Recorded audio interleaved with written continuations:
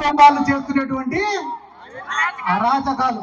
నిన్న కూడా ఇప్పుడు మామూలుగా సంక్రాంతి సంబరాలను పోతే ఎవడు కూడా రాజకీయాలు మాట్లాడరు. కానీ నిన్న ఈయన పవన్ కళ్యాణ్ అడిగిపోయినాడన్నా, నాకు రాజకీయాలు అంటే పెద్దగా ఇంట్రెస్ట్ లేదు,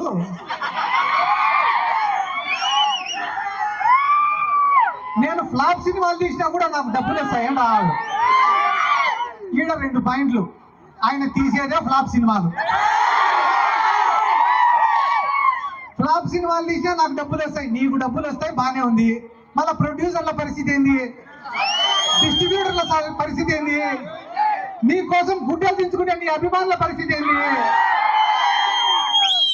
అవన్నీ నాకు అనవసరము, నాకు మాత్రం లెక్క వస్తుందంట. నిన్న ఎవడో వేసి చెప్పినాడంట, ఏందన్నా నెలకు 20 కోట్లకు 30 కోట్లకు కకృతి పడినావు నువ్వు, అదే నువ్వే ముఖ్యమంత్రి అయితే ఇంకా ఎక్కువ లెక్క వస్తుంది కదన్నా అని చెప్పినాడంట. ఒరే, మనం ముఖ్యమంత్రి అయినామంటే మళ్ళా దానిపైన ప్రత్యేకంగా శ్రద్ధ పెట్టాలరా. మనకు మెంటల్ గా ఫిజికల్ గా స్ట్రెస్.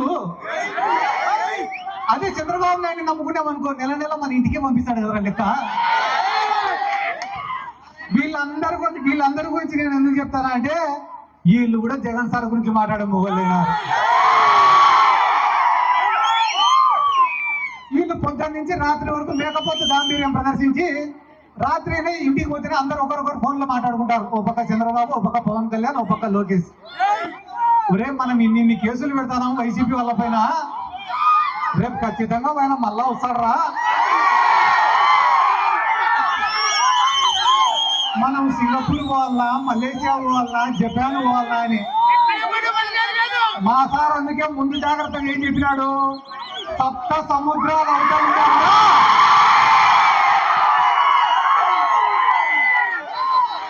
100% మళ్ళా వెనక్కి పిలిపించుకొని వస్తా అని చెప్పినాడు. ఈ 18 నెలల్లో వైఎస్ఆర్ కాంగ్రెస్ పార్టీ సాధించిన విజయం ఏమరా అంటే, 11 సీట్లు వచ్చిన తర్వాత చాలా మంది, ఒరే మనకు అవసరమారా ఈ రాజకీయాలు, ఎట్లా రా జగన్మోహన్ రెడ్డి అంటే తిరిగితే కేసులు పడతాయేమో అని చెప్పి చాలా మంది భయపడినారు. కానీ 18 నెలల తర్వాత ఈ రోజు గ్రామాలలో పరిస్థితి ఎట్టుందిరా అంటే, ఒరే మనం కూడా 2-3 నెలలు జైలుకు వేసే తప్ప జగన్మోహన్ రెడ్డి దృష్టిలో మనం పడేటట్టుందిరా.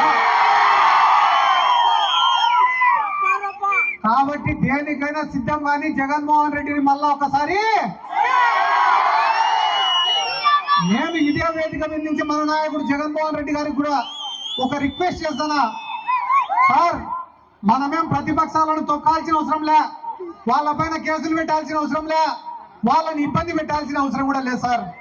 మీరు ఏం ప్రణాళిక రూపొందించుకుంటారో రూపొందించుకోండి సార్. ఒక 10 సంవత్సరాలు మన గవర్నమెంట్ ఉండేలాగా చూడండి సార్. మీరు చేసే మంచి పనులు చేసుకుంటా 10 సంవత్సరాల అధికారంలో ఉండండి సార్. మీరు అనుకుంటా అంటే ఈ ప్రతిపక్షాలన్నీ కూడా ఫామ్ హౌస్ లకు పరిమితం అవుతాయని చెప్పి ఈ సందర్భంగా నేను తెలియజేసుకుంటూ,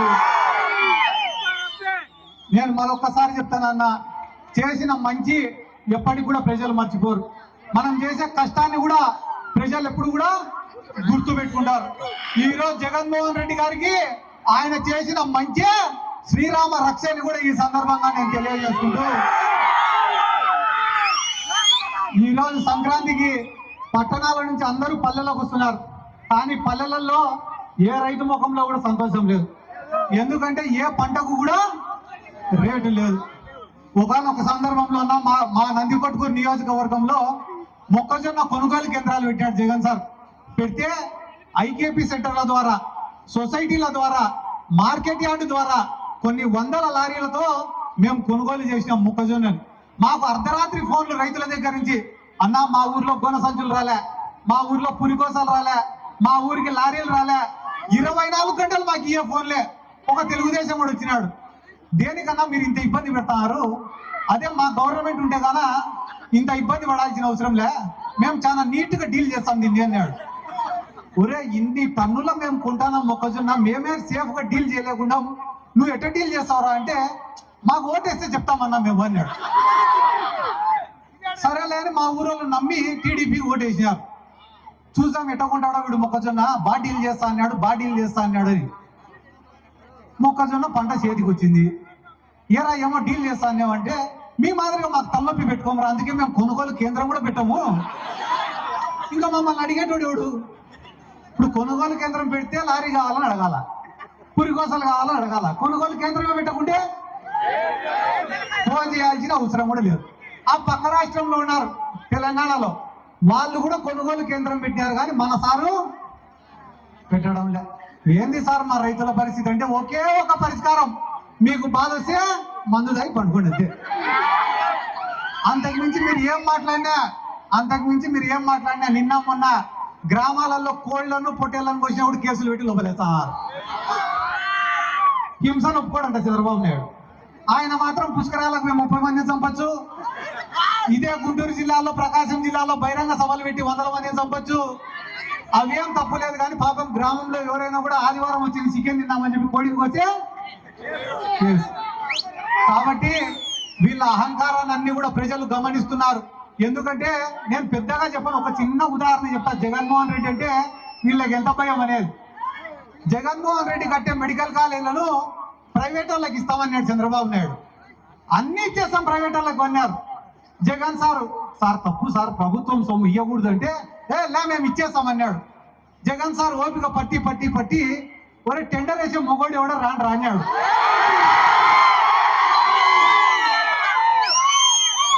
అసలు చంద్రబాబు నాయుడు మానం జాతీయ స్థాయిలో పోయింది. వాటిని ప్రైవేట్ పరం చేయాలని టెండర్ వేస్తే కనీసం ఇంట్లో పనిచేసేటోడు కూడా పోలేక టెండర్ వేసేదానికి. పాపం తలకాయ ఎక్కడ పెట్టుకోవాలో తెలియక మళ్ళీ ఈరోజు సంక్రాంతి సంబరాలు ఏందన్నది ఆవకాయ, ఏంది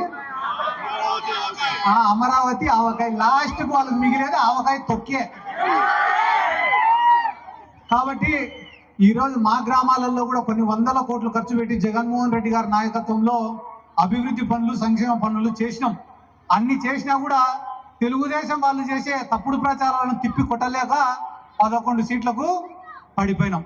ఈ రోజు 18 నెలలు కాకముందే ప్రతి గ్రామంలో ఉండే రైతులు కానీ, సామాన్యులు కానీ, విద్యార్థులు కానీ, మహిళలు కానీ ఆయన చేసిన మంచిని గమనిస్తున్నారు. అరే సంక్రాంతి వచ్చింది, జగన్మోహన్ రెడ్డి ఉండింటే మనందరి అకౌంట్లలో కూడా డబ్బులు ఉన్నాయి కదరా, ఈ రోజు అందరి అకౌంట్లు కూడా ఖాళీగా పడి ఉన్నాయంటే దానికి కారణం ఈ చంద్రబాబు నాయుడే కదరా అని చెప్పి బాధపడుతున్నారు. కాబట్టి ఇటువంటి తరుణంలో అన్నా చంద్రశేఖర్ అన్న వచ్చి ఫోటోలు దిగిన వాళ్ళందరినీ కోటేసినా గెలుస్తా ఉన్నా. మళ్ళా వైఎస్ఆర్ కాంగ్రెస్ పార్టీకి 11 సీట్లు వచ్చినప్పుడే నిన్న 5,000 ఓట్లతో గెలిపించినారు. రానున్న ఎన్నికల్లో రిజల్ట్ ఎట్టుంటది అనేది అనవసరం. వైఎస్ఆర్ కాంగ్రెస్ పార్టీ బీఫామ్ తీసుకునే రోజు నీ గెలుపు డిక్లేర్ అయిపోయినట్టనే. నువ్వు బీఫామ్ తీసుకొని టపాసులు రాసుకుంటే పోవచ్చు ఇంటికి.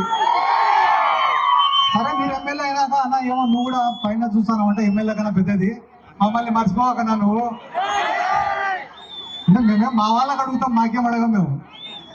ఈరోజు ఇంత ప్రేమగా ఆహ్వానించిన ప్రతి ఒక్కరికి పేరు పేరున నా శిరస్సు వంచి నమస్కారాలు తెలియజేసుకుంటూ ఎల్లప్పుడూ మీ ప్రేమకు రుణపడి ఉంటామని